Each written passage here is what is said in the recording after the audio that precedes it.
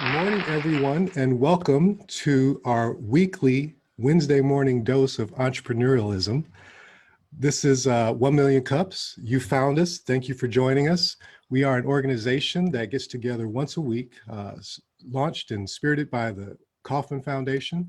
And our main objective is to provide a space for entrepreneurs to talk about their business or their idea, and then give feedback from the community. We are a volunteer-led organization. Today, we've got two of our volunteer organizers, myself, George Zarepsky, or Ski, and we've got Steve Flaherty as well. Today's a special day because I have a partner of mine that's going to be presenting for our business. The last time we presented and the first time was for 1 Million Cups in December of 2019. So it was just right before our initial opening. So today we're going to be talking a little bit about how we got to where we are today and the struggles, sharing our portion of struggle that we all experienced throughout 2020. So before we get into it though, I want to go around the room and give everybody an opportunity to let us know who they are. Please come off cam if you can. If you can't, that's quite all right. But by all means, please take the mic and let us know who you are, where you're from, and what you do. And then we'll talk a little bit more about the history of 1MC, and then we'll get into our presentation. So I will just popcorn around the room real quick. I'm going to start off with you, Marshall. Thanks for joining us today. And if you would please just give us a little bit about who you are and what you do. Hey, good morning. Good morning. I'm sorry, I'm en route, so oh, you're good. Come off camera. Safety first. But Marshall Shorts, real quick. I'm Marshall Shorts. I run a design and branding studio called Influential, and do some community work. Grow Arts Group, and also co-founded a conference called Creative Control Fest. So I'll keep it short. And I will popcorn it to Taylor. All right. Taylor Higgins. Hi, everybody. How are you? Great. My name is Taylor Higgins. I am 29 from Dayton. I own a business with my cousin in Cincinnati called The Cultivated Space, where we do literally a little bit of everything. We have a retail space in the front of our store where we open it up to vendors that can sell their items in our space. We also offer branding and marketing services, photography, makeup. We also host classes and events, anything from yoga and fitness classes to paint nights and pop-up shops.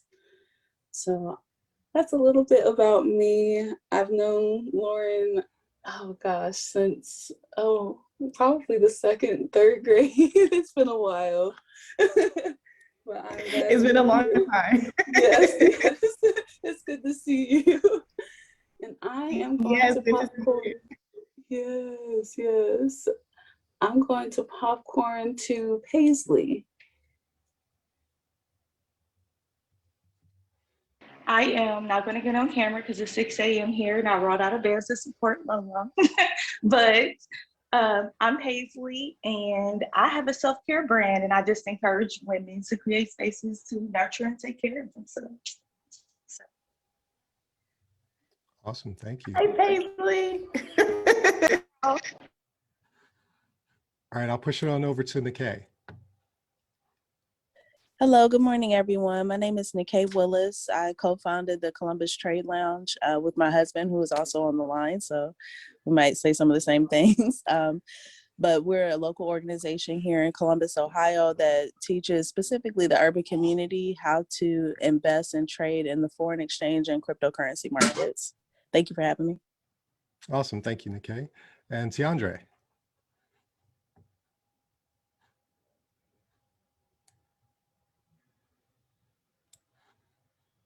Uh-oh, might be AFK. Well, we'll bounce over to Andre for a second in case he comes back, and then we'll go to the phone caller, 937 area code.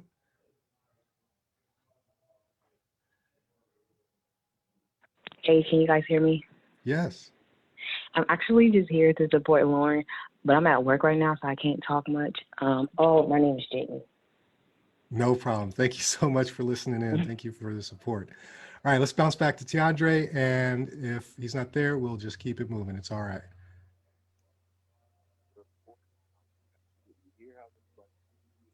Oh, we can hear you, but it's really, really quiet.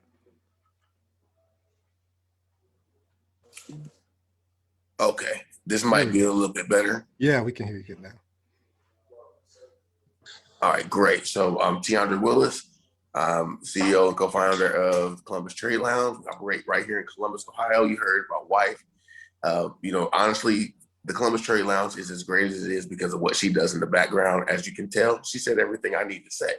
So we love what's going on at the U, and we really appreciate what you guys are doing. So I'll take a step back here, and I'll enjoy what you got for me. Awesome. Well, thank you so much, everyone, for coming on, first of all, and supporting LoLo, and also, telling us a little bit about yourself. We appreciate it. So I'm George Zarebski, also known as Ski. I'm one of the organizers here for the Columbus chapter of 1 Million Cups, one of three. My brother from another mother, Mark Doyle, couldn't be here today. He's on a well-needed family vacation. But we both have a similar story. We both were presenters in 1 Million Cups prior to moving to Columbus in the same month in 2018. And because of our experience with presenting, we were kind of awakened to the whole entrepreneurial ecosystem that it's engaged in. And for both of us, it became a really strong passion to want to give back to that community. So even though we presented, long ago, we still wanted to come out and support all the other entrepreneurs that were coming through and be the audience that you guys are today for those entrepreneurs. So it's critically important to what we do. It's necessary for this organization to strive and to feed back into our entrepreneurs. So we came to Columbus around the same time, like I said, and we both were looking for the local chapter. And Steve Flaherty, who's also on the call today, he had just set up the local chapter here in Columbus. And so, this was our way to get into the entrepreneurial ecosystem in Columbus and figure out, what was what, who was who, and how the system worked in Columbus. After about 6 months, we were both asked if we wanted to join and be organizers. We both said yes. So we've both been organizers since December of 2020. He's now launched he's now part of another company called Honest Jobs, who's led by Harley Blakeman. It's a great organization. They just exited a Accelerator program that gave them a lot of visibility, and they're making a lot of traction. They're really making waves. So I'm speaking on his behalf because he couldn't be here today. And then my story is, we had a tech startup with 3 people. We started presenting at 1 Million Cups, and then that just opened us up to a lot more resources and the ecosystem that helped us grow and scale our business. We had an exit in 2018. And after that, I started one of the original founders of the Urban Accelerator X, which Lo is going to talk more about today. So I'm not going to talk any more about that. And I want to hand it over to Steve now, let him tell a little bit about himself, if his internet connection holds up, and a little bit more about the history of 1MC. All right, you hear me? All right, good. All right, thanks, George. Steve Flaherty, as George said, one of the organizers here at 1 Million Cups Columbus, the founder and CEO at Nicotech, and also an entrepreneurial advisor at the Delaware Entrepreneurial Center at Ohio Wesleyan University. So just a passionate person about entrepreneurship. Glad to be part of the 1MC Nation here in Columbus and across the entire spectrum of all the 1MC chapters out there across the country. So, and awesome to have Lo on here chatting about what George and Lo and a number of others are doing every week at Urban Accelerator X. George doesn't always give it enough plug, but they're doing some amazing things to help entrepreneurs locally. So very excited to hear Lo present this today.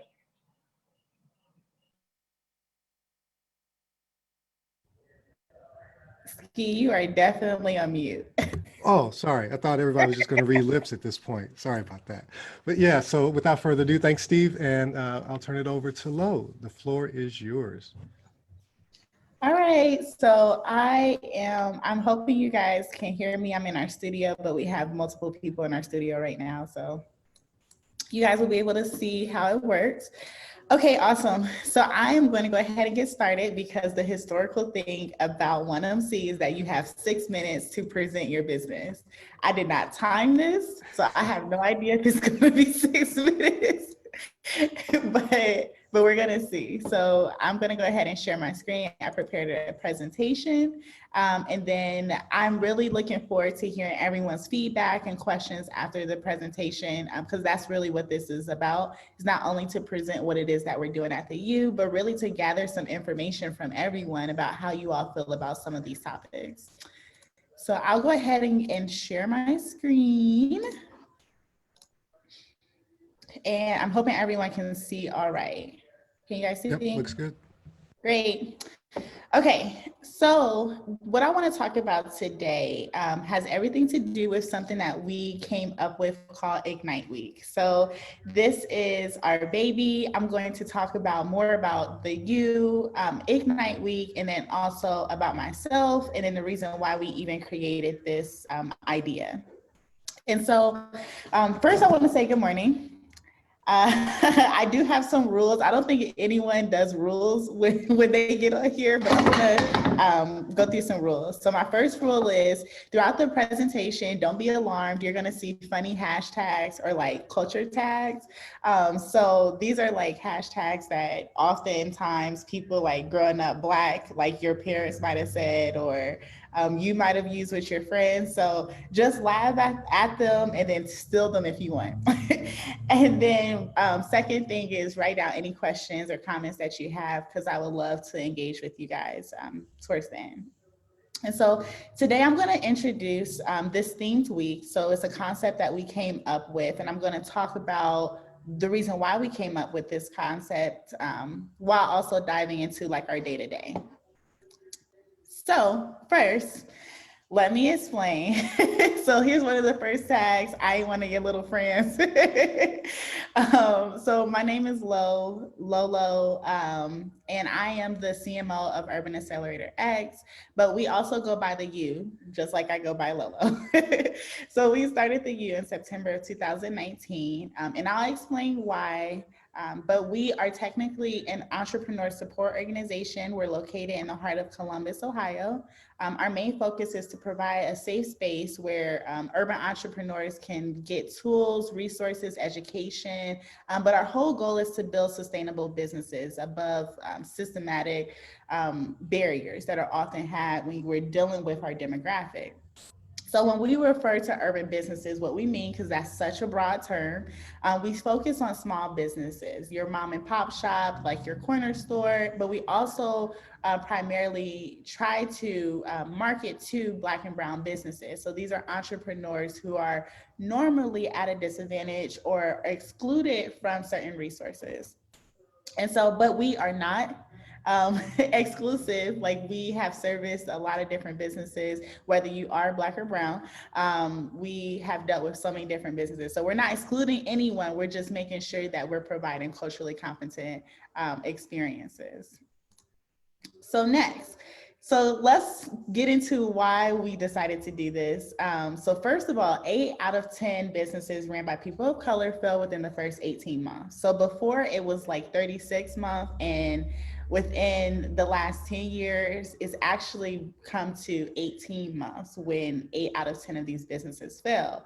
And so that's a huge thing for us. I'm gonna talk about some of the reasons why. And so, you know, when you think about, you know, the demographic that we're serving and people of color, a lot of times the reason why these businesses are failing is because of lack of resources, shortage of cash, or not being able to get adequate funding, too much overhead, because you've seen it so many times when someone starts a business and then they jump right in and then they don't have the actual plan for cash flow.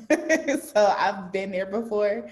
Lack of an actual business plan, lack of experience, which a lot of times business owners who are people of color don't have experience or don't have anyone in their family or anyone in their immediate circle who will be able to act as a resource or as a mentor.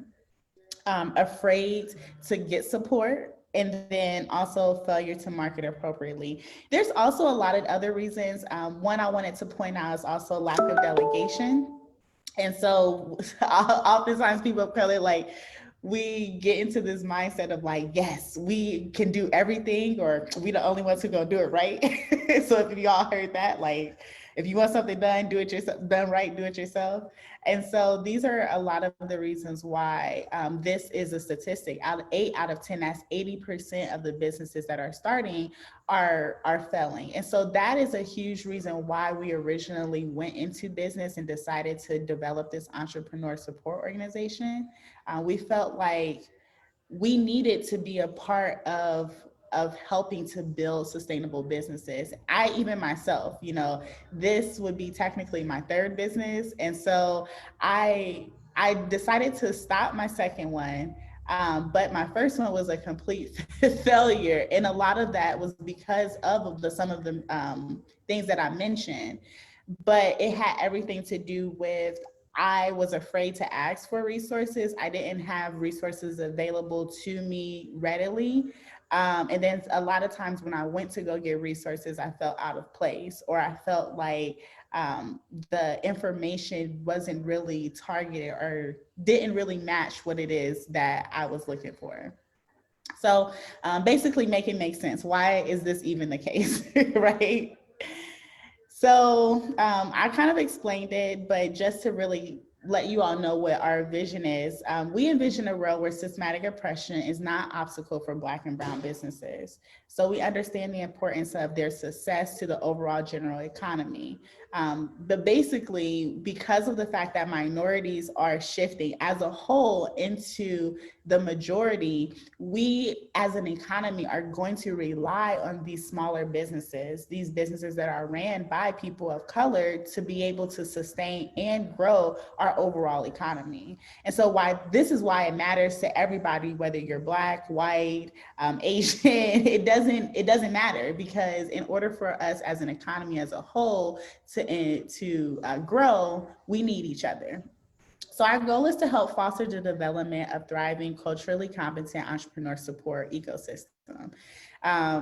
So that's just basically like everyone who is a support organization, whether you are like Steve, he works at, or he's partner, he does a lot of work with entrepreneurs, or whether you are a member of 1MC or whatever it is that you're doing, it's about bringing all of these different resources together so that we can support everyone, no matter, what color you are, no matter what your race is, what your background is. And so that's kind of where Ignite Week came from.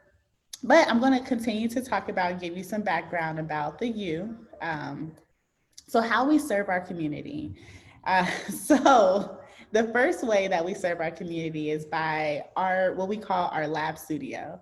And it's really funny. I hope someone asks a lot of questions about this, because we had to develop the Lab U studio from, I wouldn't say like desperation, but it was really a need. So when COVID happened, it hit all of us. And so we were on the verge of thinking like, oh my God, within the first year, are we going to be a statistic? Are we going to have to go out of business? And so instead of going out of business, we decided to pivot a little bit. And I wouldn't even say pivot, I would say evolve some of the things that we were doing at the U. And so we've seen a need. A lot of people were going virtual. We had skill sets that would allow us to be able to create, different type of virtual experiences. And we noticed that the people in our community, our Black and Brown community, were going out of business faster. So we decided to create the LabU Studio, where we offer streaming and recordio production services. We also create virtual experiences, content creation, and we do it in a culturally competent way so that we can allow the people in our community to be able to save their businesses by pivoting online as well. So please, please, please ask me a lot of questions about that, because it's something that I definitely want to talk about more. The second way that we serve our community is through Theory University. And so this is where we take our curriculum, which is culturally competent, and we aid other entrepreneur support organizations. And so we will either, consult with them, create content for them, create a curriculum, or even experiences for them that are targeted towards demographics that are often left out. So that's people of color who are afraid. Like, I've been in a position where I've gone to, classes, I've gotten gone to a workshop and they're using terminology that I'm not familiar with because I didn't grow up in that environment. Sometimes I might feel like, I might get that imposter syndrome because I don't often see it or see what it is that I want in my community or my immediate circle because we just been put at a disadvantage historically. And so with that being said, we try to go into other spaces and help them create this experience that will welcome people of color, that will welcome, minorities or even smaller businesses that are not tech startups or that are not these huge, giant, scalable businesses, but still allow them to get resources as well. And then the last way, which I don't even know if this is my favorite way, but whatever, is the Lab University. And so we organize and facilitate workshops, boot camps, accelerators, educational platforms, one being our launch program that is coming up, that's going to be launching pretty soon. And so we organize these different things, but we do it around a culturally competent curriculum. And so with each experience, we're wanting to tie in some of the things that are often barriers. We address those barriers and we do that through our workshops and our education. So that's kind of how, I know that was a mouthful, but that's how we served our community at the U. If you've ever wondered what the heck it is that we do. I don't like to public speak, but oftentimes people are like, I don't even know what it is you do. So this is kind of like hey, this is what I do. So, but we can't do it all. And so as much as we want to be superheroes to everyone in our community, even our allies, we know that here at the U, we're not able to fulfill every need, especially because we're a smaller team and we are ourselves a startup. And so that is why it's important for us to build a strong ecosystem around supporting these type of entrepreneurs. So that's where the whole idea of Ignite Week was born. Okay. It was like, hey, we need to stop acting like, we can be the only resource and we need to move forward. We need to be a support and join our whole organization to support what it is that we're doing in the mission. And so that we know there's already resources out there. There are already organizations, even Steve is a part of one, that are doing some of the work. And so we're like, hey, instead of us trying to recreate the wheel, how about we just join forces with all of these different ecosystems and build a support system for everyone else. So that's where Ignite Week came from. And so we're going to talk about this a little bit. And this is kind of where we get into those fun hashtags. Write them down and then add me. I don't know, you can add me on social media with your fun hashtag. That might be kind of cool. So anyway, Ignite Week is a 6-day engaging virtual session to educate and promote accurate and reliable resources for minority businesses. So like I said, before the U was created, there were actually resources already created. There were already entrepreneur support organizations created. And so we wanted to also put out there other people who were doing stuff. Because sometimes when you're living in a certain area, like I know that I live in the inner city, we don't readily sometimes get the marketing from some of these organizations. And so we wanted to bring hey, look, this is what is out there. So this experience will include a series of lunch and learns, followed by 1 to 2 workshops. Each will be a virtual session, and then they're all titled by a popular hashtag, which I can't wait to get into. So, so the itinerary for Ignite Week. So Ignite Week is actually next week, but anyone can register whether you're in Columbus, you're not in Columbus. This is something that we actually want to continue. So we're going to see how the first one goes, but it is definitely a commitment of ours to continue to be able to do this and eventually be able to make this a national thing where we help people in different cities educate some of the people who are entrepreneurs that are disadvantaged, educate them on the resources that are available to specifically them. And so here's kind of our week. Monday we have a series of lunch and learn and a workshop. Woo Child the Ghetto. So that's going to be a creatives in business workshop because we all know I'm a creative, so I know that sometimes it can be real ghetto to be in business, especially when you're dominated by that creative brain and you're not like super organized. So that's me. I hate doing meetings. My business partners will let you know. Then we have these different things. So Tuesday, please stand for the reading of the word, which is talking about the small business agenda. So all of this is on our website. I'm not going to go through it because I don't want to waste the time on here. But yeah, so here's some cool hashtags. You guys can still, shoot your shot, which will actually be featuring one MC and talking about presenting your business and your idea. So it goes all the way from Monday until Saturday. You got McDonald's money, because my mom used to say that all the time, but talking about budgeting as an entrepreneur. And then lastly, which is my favorite event, is You Got Me on Speaker, which is our capstone panel event. This is where we actually go over pretty much the resources that are available in Ohio.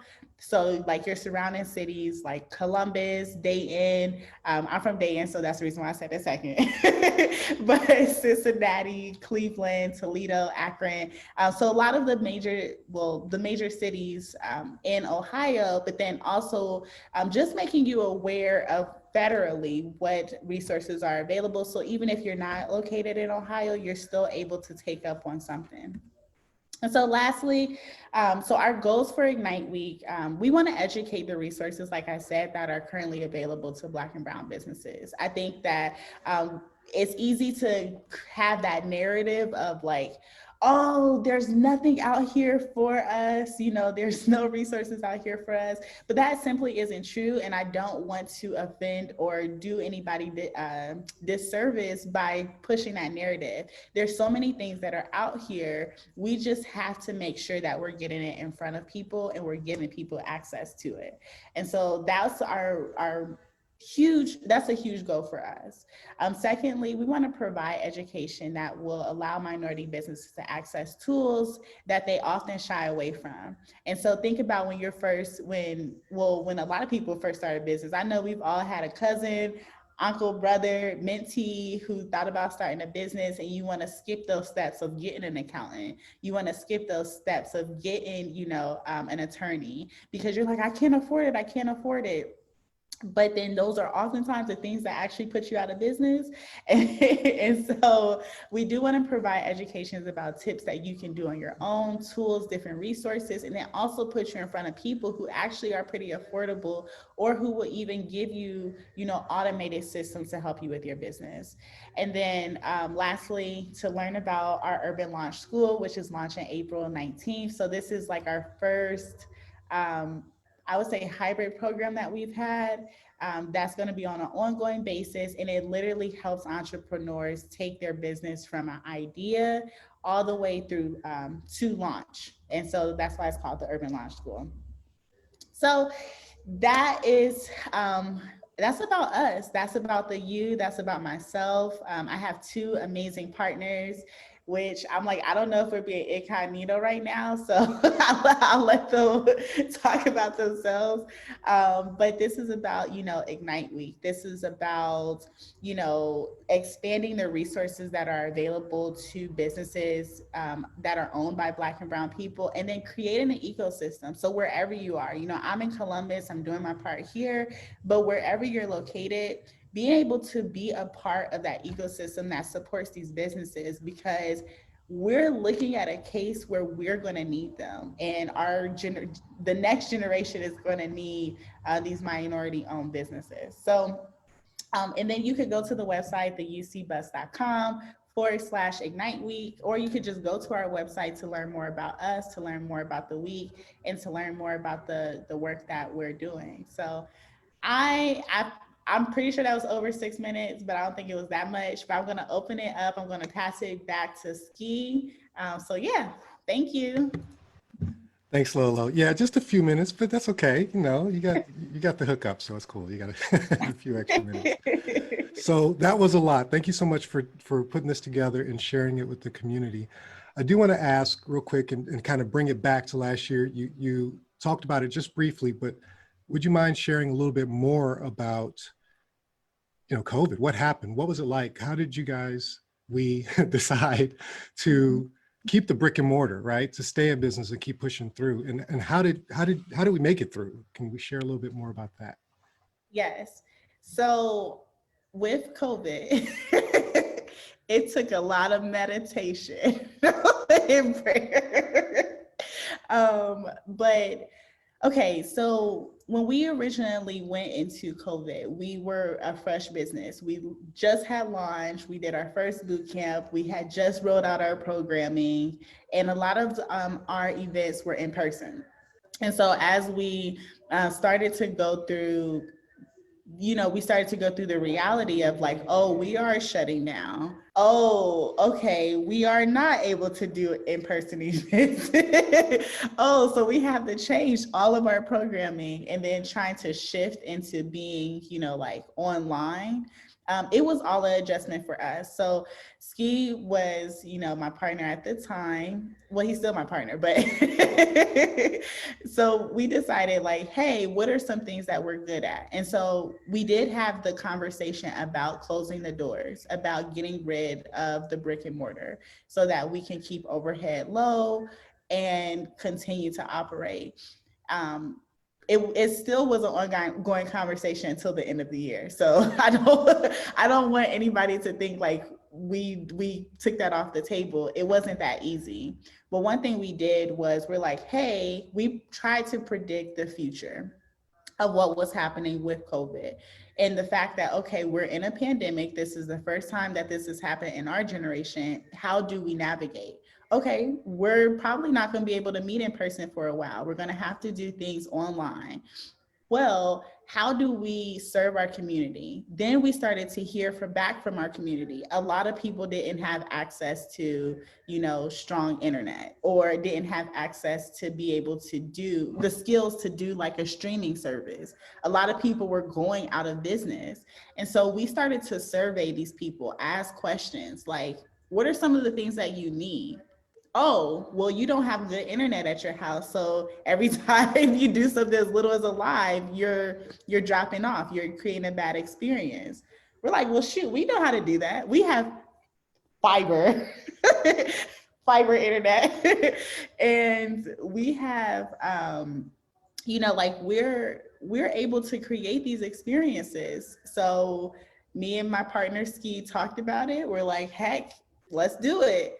We completely redid some of the space in our building. We're like, we're not going to get rid of the building just yet, because I was rallying for a long time. And so that's what we did. So, I mean, it was definitely hard. It was a transition, but being able to utilize the skill set and still be like on brand was the biggest thing for me. And I believe that we successfully did that. Awesome. So for anybody that's watching on Facebook, you can join us and ask any questions you want at columbus1mc.com. That's number one, MikeCharlie.com, columbus1mc.com. For those of us in the room, we're going to get to you in just a second. Just want to make sure that anybody that has any questions, go ahead, throw them out there in the comments. Even if you don't want to join us from Facebook land, you can just drop your question in the comments there, and I will bring them up to Lo so she can answer them for you. Facebook land. Yeah. So I want to give Steve an opportunity to ask some questions, and then we're going to open it up to the rest of the room, guys. So be ready. You can feel free to drop your question in the chat just as a reminder for yourself. It'll also let us know to call on you so you can present it to Lauren by voice. I'm sorry, Lolo by voice. But yeah, Steve, go ahead, and then we'll open up to the rest of the room. All right, so I changed my audio here a little bit, so hopefully mic still works. Yeah, so I'm curious because you work with a lot of entrepreneurs, a lot of early startup entrepreneurs, and one of the things that you see with entrepreneurs is that there's this tendency to not admit that you need help, right? Or feel that if you are seeking help that you're already starting off with a weakness, right? Like, oh, I don't know what I don't know, and that's bad. I'm going into business. I should know this. That's completely normal, and that's very much okay. But how do you convey that to an audience, and say, look, it's okay that you don't know what you don't know, and let us help you, get over those. There's no formula for success, but there's definitely a formula around the different business assets, as you mentioned before, the accounting, the marketing, the finance, all that to have. And it's okay that you don't know that going in. And how do you convey that message to an audience to bring them in and say, you know what, let us be your crutch and your support system, and we're here for you, and it's okay to know or to not know what you don't know. Oh my God, that's such a good question. So everyone is different. And so there's some people that work better when it's like an example or when you relate to them. And so there's some people that we talk to and we consult with, and I'm like, listen, I've been in that position. I've failed, I have. And I tell them some of the mistakes that we've made, that have cost us so much money, like not going in and having an accountant. That really screwed us, because then we had to spend literally weeks. I say we, not really me, more so Ski. But we had to spend weeks. Actually, it was a little bit longer than weeks, like going back and then retracing our steps and doing all of this stuff. And we're like, okay, don't want to do that again. In previous businesses, I failed with not, having the right contracting, and that put me in a horrible situation. And so oftentimes I just share my experience, because what's better than like, hey, I've been there before. So that's the first thing.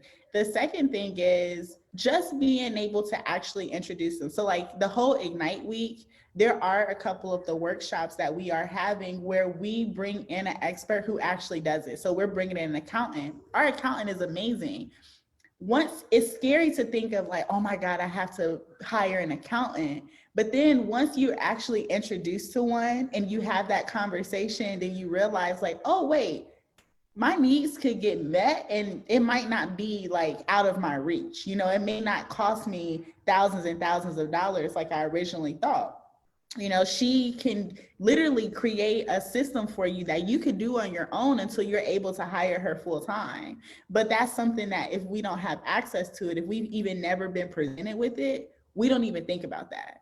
And so I would say, I try to be an example, a walking example of like, hey, this is how many times I failed. But then I also try to get as many people who are afraid to ask for help in front of the help that they need. Instead of being like, oh, you're going to wish that you got this, or trying to force them to do it. It's like, okay, cool. You don't think that you need someone to help you with your taxes? Oh, that's funny. Hey, you want to meet me on Wednesday? And then I just introduced them to our tax lady, and it's just like, oh, okay. Yeah, you thought you didn't need help, but now you do. So, but then it doesn't seem as scary once, you're in that door of it, if that makes sense.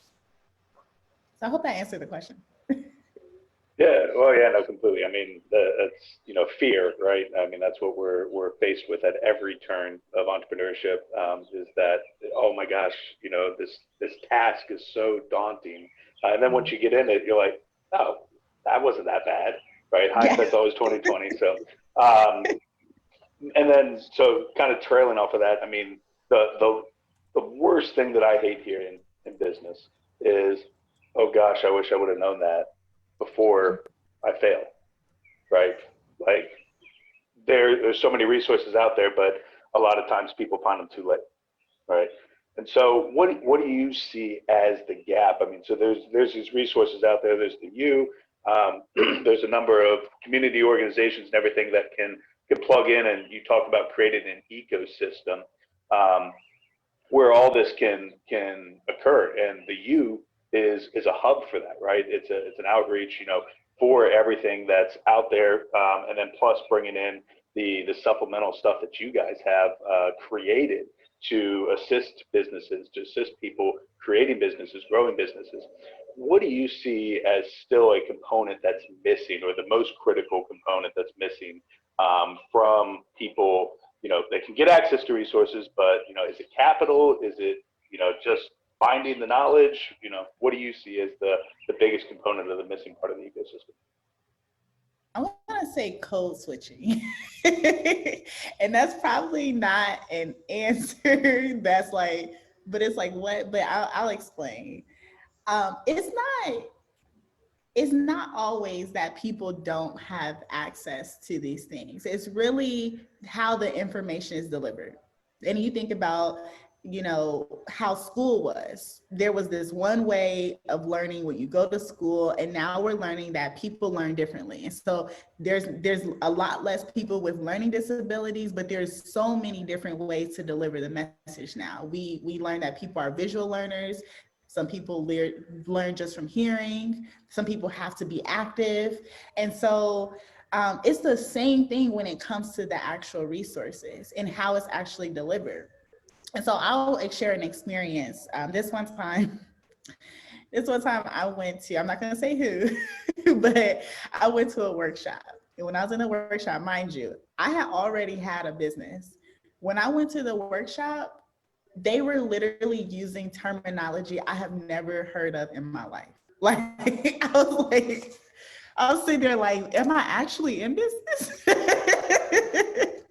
Like talking about different things when it came to, I really hate the accounting part. So talking about different things that like, I just had no idea.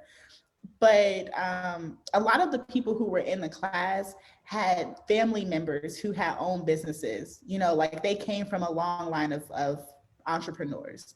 They had an uncle or aunt who gave them funding. They could ask their parents to pull out a line of credit, like all of these different things. Whereas unfortunately, just in our community, in the Black community, we just don't have access to that. And it's not because we don't want to, it's just because, it was literally, I said today, it was like literally 67 years ago when the civil rights movement started. And before then, owning a business was like pulling teeth. And even for a short time after that, owning a business, it could be burned down, getting the funding for it, getting the wealth for it. It's very difficult. And so acting like those things didn't act as barriers. So fast forward to today, and you ask like, okay, well, what is the gap to accessing these resources? Well, I really believe that the gap has to do with both ways. One, a lot of times, some of the businesses who do have resources, they're either not located in an area that is heavily populated by individuals of color, and or they are teaching a curriculum that has not been converted to be culturally competent. And so they're not addressing, or they're not necessarily explaining, because they're teaching from a space of like, you already have a foundation. And then lastly, unfortunately, sometimes it costs. And a lot of times that funding, that the access to funding is not there to be able to get access to some of these tools. And then I would say on the actual communities part, when it comes to that fear, like it's just like that inferior complex when you don't understand something and you don't want to ask a question about it because you don't want to seem like dumb, or it seems like, wait, I'm in business, I should know this. And so a lot of times we'll just sit in a room. I remember that experience. Instead of asking questions, I literally sat in that room and acted as if I knew what they were talking about.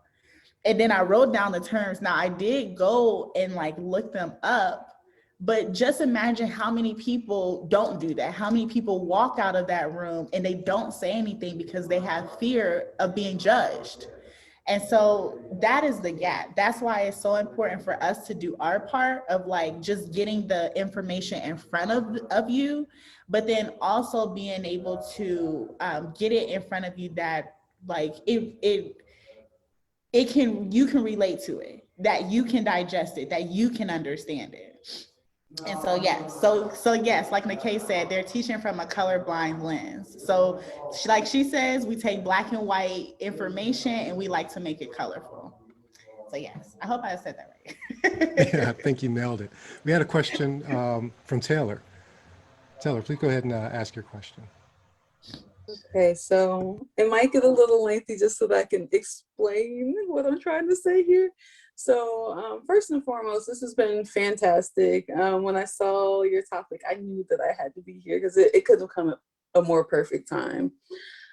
So our business was birthed out of the pandemic, and my cousin and I, we've been trying to find a brick and mortar spot to just be able to be in a position where we don't have to worry about finding a space where we can do what we wanted to do. And our goal is to give our vendors an opportunity that we wish we would have had 5, 6 years ago. And with that being said, all of our vendors are minorities, and they're just getting their feet wet with their business. And I feel like at the same time, while they look to me as a resource with the space, I'm just getting my feet wet too. So they have a lot of questions about like how to operate their business. The accounting part is, like you said, not your forte. It's not mine either. I am a creative. I don't do math. That's just not my thing. But my goal for them, I've always recognized the fact that while I know some things, I don't know everything, and my goal is just to get them the answers that they need. So I want them to be successful as well as myself, and also be able to share a wealth of knowledge with them. And with that being said, what tips or pointers would you give to someone that's just starting out, trying to help other people? And I don't know, like while I know that I am trying to be a resource to other people in our community, I don't know where to start. And I am humbly asking, I don't know what questions to ask.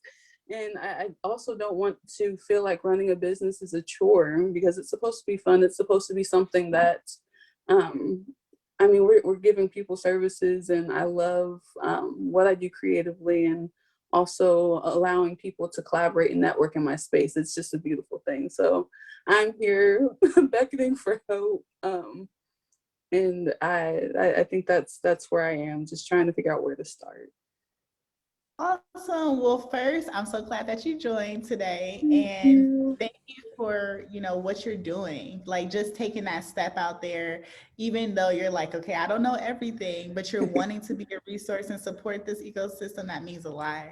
Thank you. So one thing I'll say is first, we definitely have to connect offline, because that's what we do as a part of our Yes. Theory University. We help other entrepreneur support organizations.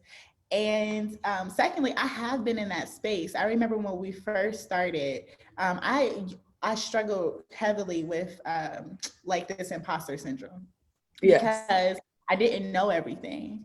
And I'm like, okay, how in the world am I trying to lead people to water? And I can barely get myself there. That's where I'm at. But the biggest thing is that you don't have to know everything. The whole point of an organization is actually leveraging.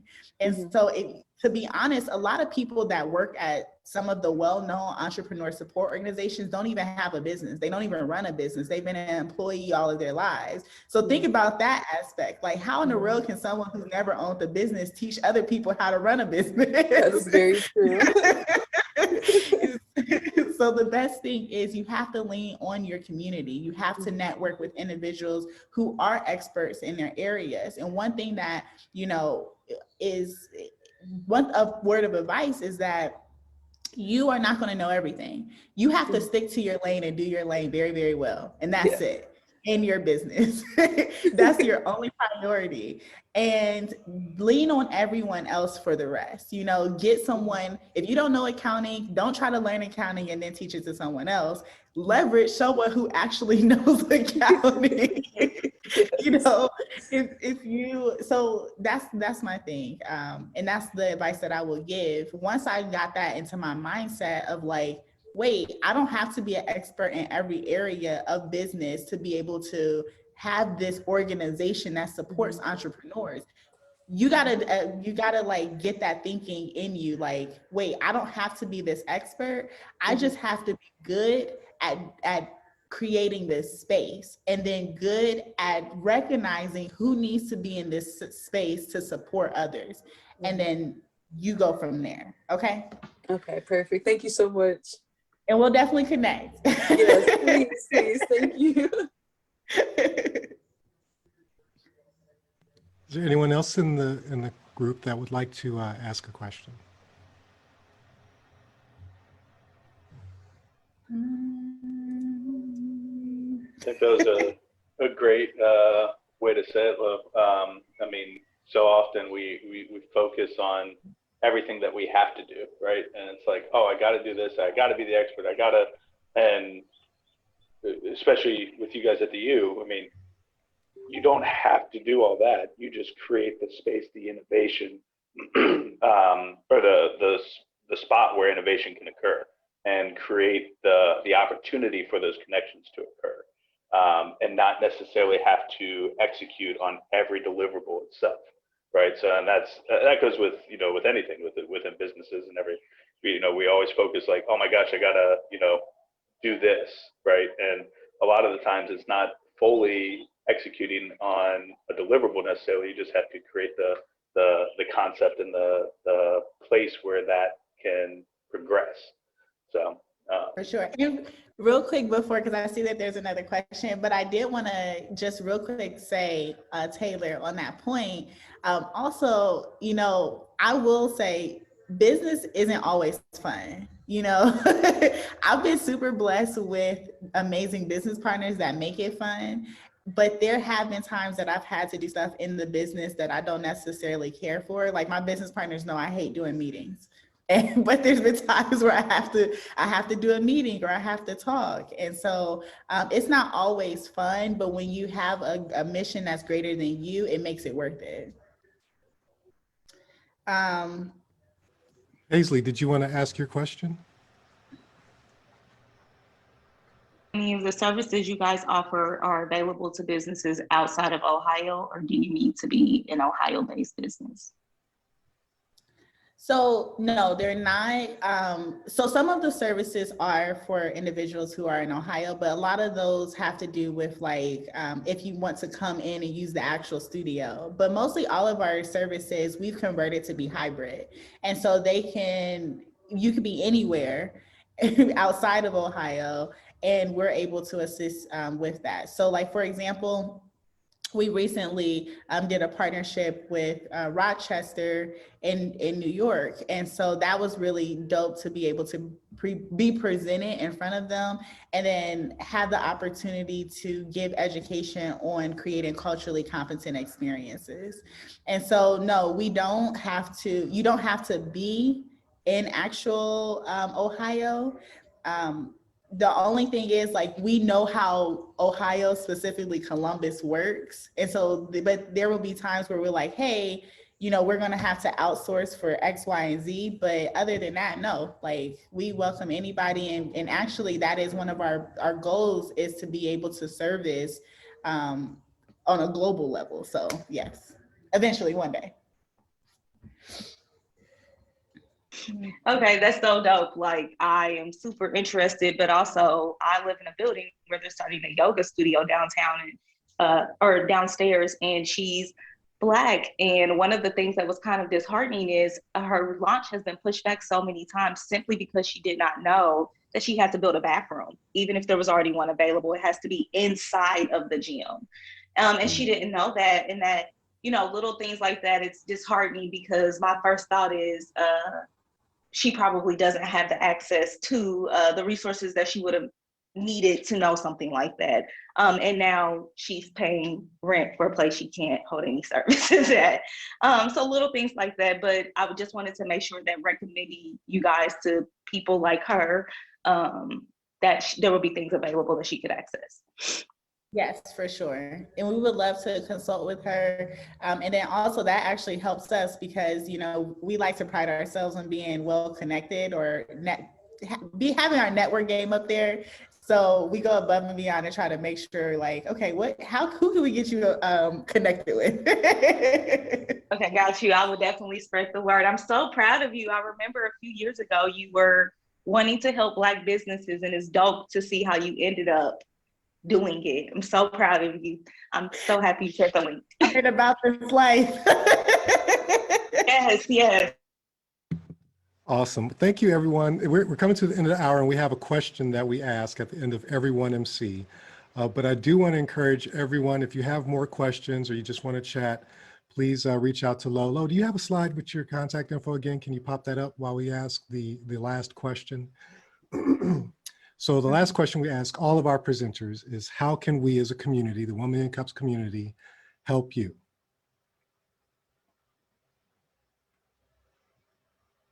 Now, Ski, you know I can't multitask. I know, I should have dragged out the question a little longer. You should have sent me a private message like, hey. So if you guys go to the ucbus.com, because I don't have my contact information on here, that's how you can support. Tell a friend or go get registered for Ignite Week. Is not even that expensive. Most of the classes are only $10, or you can pay $50 and be a part of all of them. But you can go to the ucbus.com/Ignite Week. Real quick, we're on all social media platforms under the UC Bus or Urban Accelerator X. Ski, can you drop that in the chat if you haven't, or Nikay? Just did. Okay, perfect. And then lastly, if you enjoyed today's session, hit me up on social media, tag me. My Instagram is LoLoIsArt, and then tag the UC Bus. And then if you have questions, just let me know. If you hit me up on social media, or you can email me, lolo@theucbus.com. So yes. But that's really about it. So thank you guys. Thank you 1MC, because you guys are like family. I'm super excited. This is like a whole full circle experience. Yes, thank you, Lo. And as a final plug, excuse me, to everyone watching right now, if you or someone that's an entrepreneur, wants to talk about their business, this platform is open, it's free, there's no ask, it's all give. We're here for you. We want to put you in front of the community so you can help flesh out your idea or get feedback on your business and what you're doing. So please, everyone, by all means, spread the word about the organization. It's 1millioncups.com, the number 1 millioncups.com, and that'll give you a little bit more about the history. You can drill down to the Columbus chapter, see all of our past presentations, and please, please, please click that present button and come and share your business and your idea. Even if you don't even have a business yet and you just have an idea and you have this burning passion to be in this entrepreneur space, please do come out and share with us. So thanks everyone again, and we will see everyone here next Wednesday, 9 a.m. for another 1 Million Cups. Thank you.